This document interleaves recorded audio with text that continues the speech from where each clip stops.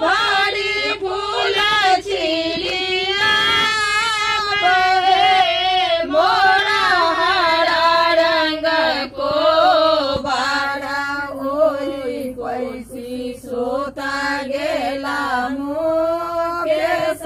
दुल्हा ओही पैसे सोता गेला मुकेश दुल्हा सासू बैसो तू संग साथ हे मोरा हरा रंग को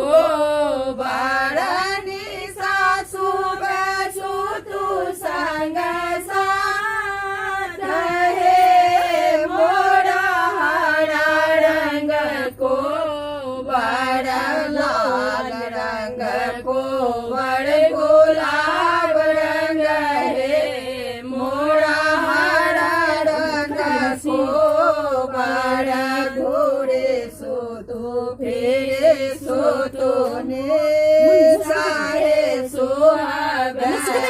घोड़े सो तो फेरे सो तो नी सोहाग तोरे घामे भी जल साड़ी रहे मोरा हरा रंग को बड़ तोरे घामे भी जल साड़ी रहे मोरा हरा रंग को बड़ तब बचन सुनलन साहे सोहाग छोड़े भैया लौटी जाए मोरा हरा रंग को बारस छोड़ी भैया लौटी जाए मोरा हरा रंग को बड़ा लौरे बाजे के लखीना से लखी गे छेड़िया अंगना बाहर तोर से लखी गे छेड़िया सर हो जी दिया न बोलाई है मोरा हरा रंग को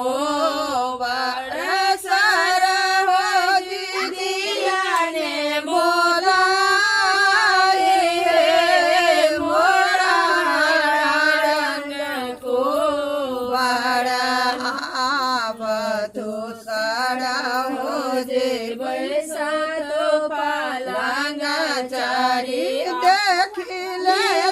नाना दो जिया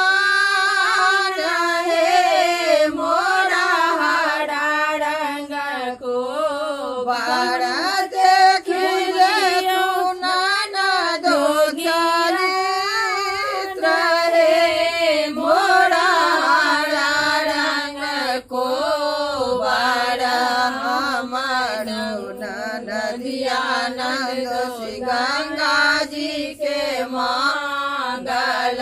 हमरो नदिया नंद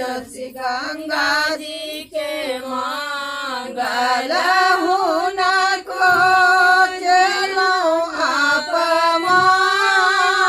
हे मोरा हरा रंग को बड़ हुन को चलो अपमान हे मोरा हरा रंग को बड़